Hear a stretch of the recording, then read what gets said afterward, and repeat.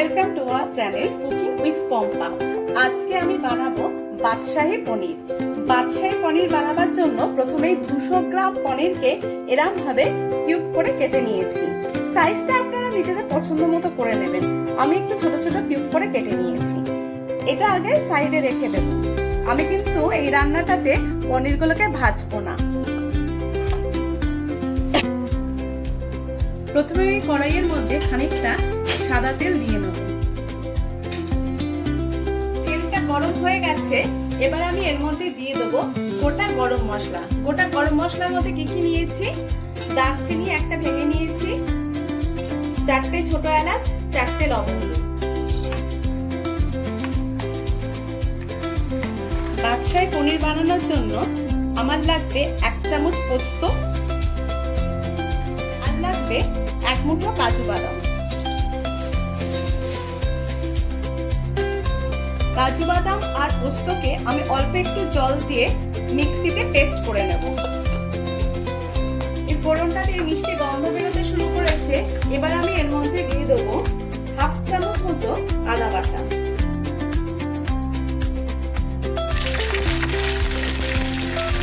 এবার আমি এর মধ্যে দিয়ে দেব মিক্সিতে পেস্ট করা কাজু আর পোস্ত বাটা।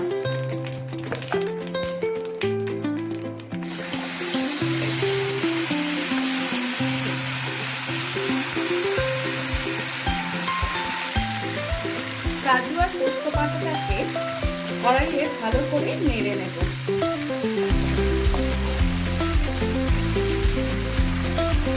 আমি এর মধ্যে দিয়ে দেবো ফেটিয়ে রাখা 100 গ্রাম টক দই। আপনারা দইয়ের বদলে দুধও ব্যবহার করতে পারেন।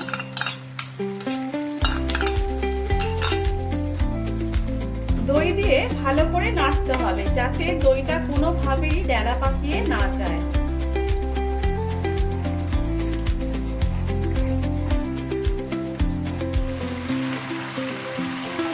এবার আমি মিক্সির বাটির মধ্যে যতটুকুনি মশলা লেগেছিল তার সঙ্গে একটুখানি জল মিশিয়ে ওই বাটি ধোয়া জলটা এর মধ্যে দিয়ে দিলাম।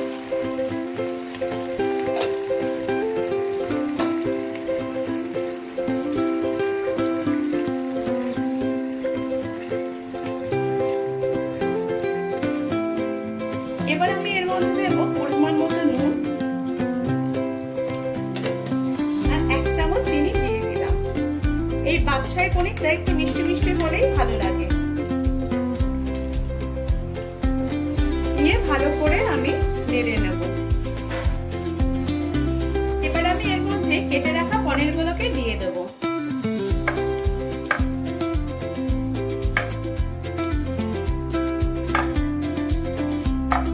এবার ঢেকে 5 মিনিটের জন্য ফুটতে দেব।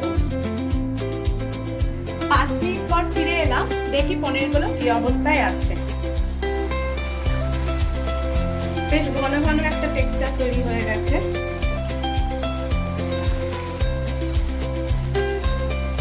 আমার পনিরটা রেডি হয়ে গেছে। এবার আমি নামাবার আগে 1 মুঠো কসুরি মেথি,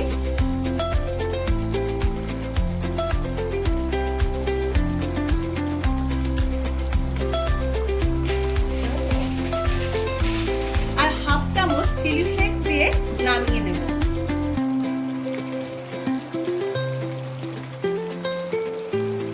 এবার আমি বাটিতে পরিবেশন করে দেখাচ্ছি আমার রান্নাটা দেখতে কেমন হয়েছে। দেখুন কি সুন্দর দেখতে হয়েছে বাদশাহী পনির। নামটা বাদশাহী পনির কিন্তু আমিই দিয়েছি, এটা একান্তই আমার দেওয়া নাম। আপনারা নিরামিষ দিনে একদিন একবার এই রেসিপিটা অবশ্যই ট্রাই করবেন, খেতে দুর্দান্ত হয়। এটা রুটি, পরোটা, ফ্রাইড রাইসের সঙ্গে খেতে বেশি ভালো লাগে।